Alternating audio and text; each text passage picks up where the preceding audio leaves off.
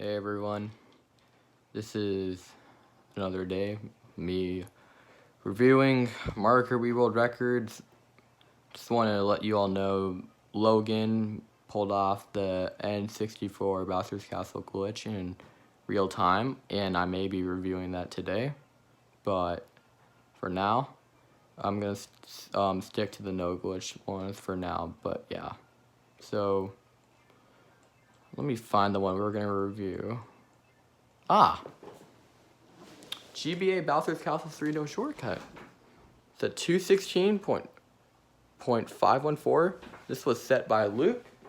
Set this time on November 29th, 2020. Let's give it a watch. Luke has been grinding this track down for a couple months lately. He's definitely been working his ass off on this in, like, I think mid-October to all the way to late November. He's still playing this, I think, but he's probably taking a break. But his goal currently on here is a 216.4, and he has failed many runs which could have been that. But overall, this run is very strong. Not that many mistakes though in this run though. It's actually very neat and well organized, pretty much. I honestly do see this being this year or at the end of this month or next year, because I know Luke is still playing this. But yeah, also not to mention Havoc actually had a world record on here it stood for a long time for good reasons, because this is a very challenging category to play, mainly because of the low jumps right here in the swamps. So, and also, by the way, this island, island number 3 and 4, there's a island 1 and 2, the three low jumps that you get on those ramps, they have the same distance from each platform. But for number 4 though, the fourth low jump, it's a little bit bigger than the one on number 3.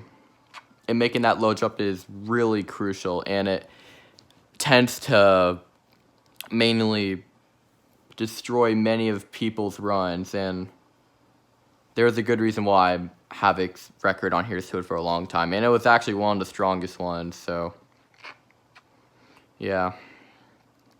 But we have even stronger ones than that now, but yeah. So, other than that, there has been, I believe, one new strat change on here. Luke started implementing a new strat where you would trick off a ramp while, like a drift trick pretty much, where the only ramp is on this track, he drifts on that, and he gets lower air, which makes him save more time. So yeah, and also you can get very low jumps. So that was fast, not fast, fast, not fast, not fast. Yeah, they're like getting the low jumps, especially with the nunchuck, is very hard to pull off. And to me, at least, it's harder than people actually think. So there's a lot of like first off, like the D-pad for this category is very good, and also 45.576. That's a very good lap, to me at least. And pretty much now, like, the things that are really requiring to have a really good run on here is having pretty much get great low tricks. That was fast. That's not fast. Not fast. Fast. You want to get those. Get low, fast, low jumps, or just low jumps, like very low, very good low jumps. Getting all the chain wheelies at the end of the track where the straightaway is. And especially the shroom spot, trying to get that alignment with the wheelie really well in the last turn, getting it perfectly. And yeah, 45.364, that's honestly just nuts, to be honest. I just can't believe how far we are already on like some of these tracks on Mario Kart Wii. And honestly, the ending, like this track actually could possibly come to an end quite soon, but I don't know when that'll happen. But we would have to wait and see what happens in the future on here. And this run is currently the best known pace by far. Lap 3, honestly, Luke said his lap 3 wasn't that good, which was a 45.574.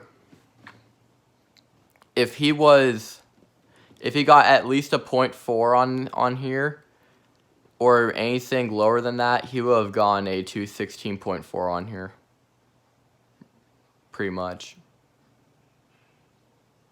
And for me, in my opinion, it's hard for someone to get very consistent at a track and get mainly the same laps over and over again, or somewhere near the same laps over and over again, pretty much.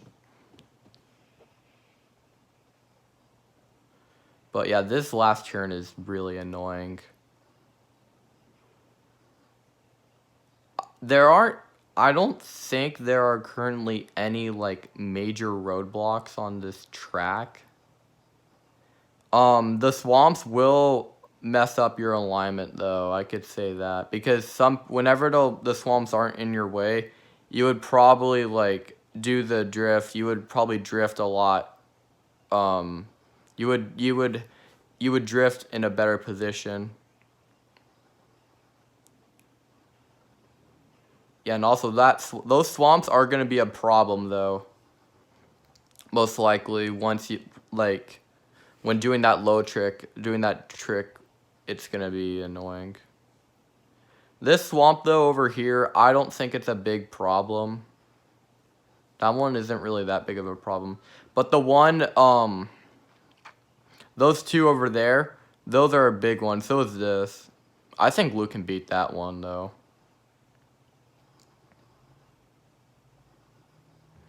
Those swamps, honestly, right there, for lap 2 and 3, I don't really see any like major roadblock on those. So is those. So like, yeah, it's kind of like a cycle pretty much. If you haven't seen it, it's pretty much a cycle. Yeah, that alignment really fucked him up. But yeah. So overall, I think this track in general can probably get down to maybe a 216.2 at least, like later on. Because this run actually failed, I think, almost a point, like almost a 216.3, I think, which I don't know for sure, but I think he did fail. Let me check. I'm gonna check the best known paces and see if that was true. So I'm just checking out the website. So I'm looking at GBA Bowser's Castle 3 no shortcut. And the current best splits give a 216.074. So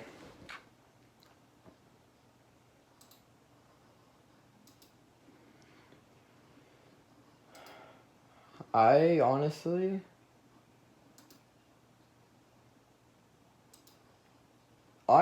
think this could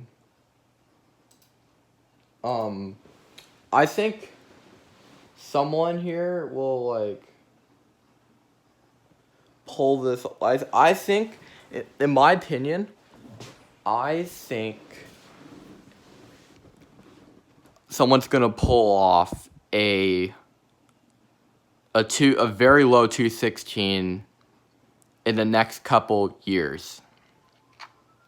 If you have at least, let's say, like a low 0.5 lap 1, high to mid to high 45.3. I think I said, if I said 46 on lap 1, I was trying to say probably 45 point, like mid to low 0.5. So yeah, that's my bad.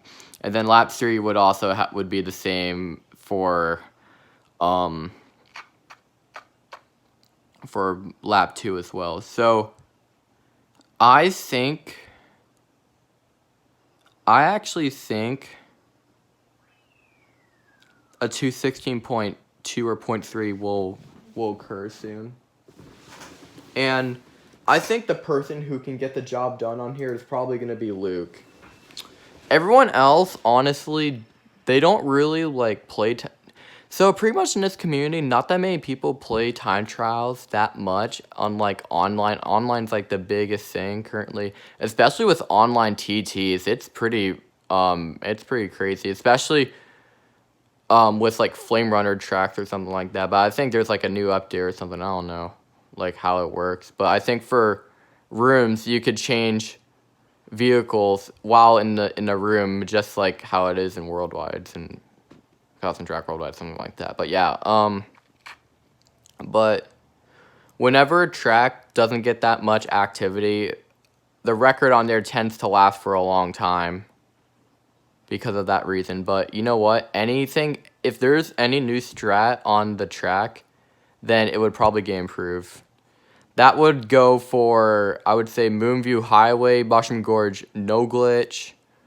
The other one as well, I think, Dryja Ruins had that as well. Jungle Parkway, no glitch. And GCN and DK Mountain, no glitch. Just many of these, pretty much. But some of these players, they should never underestimate how strong a time can be. And even though the driving from 2018, like really the difference between the driving from then and now, like 2 to 5 years ago, isn't really that big. It's just because people were finding new strats that would make them like get their runs down more and more. But yeah, this would go for here as well. Because here's the thing, someone could actually grind a specific category and it would be like as good as like a normal like 2020 world record, but they set in like 2015 or something like that. That's what I'm trying to say for like this track in general. Or any track that's like pretty optimized, but yeah. I think this is it for reviewing this one. I'm definitely going to review another one, and I'm going to figure out which one it is. So, yeah. Hope you all enjoyed the series, though.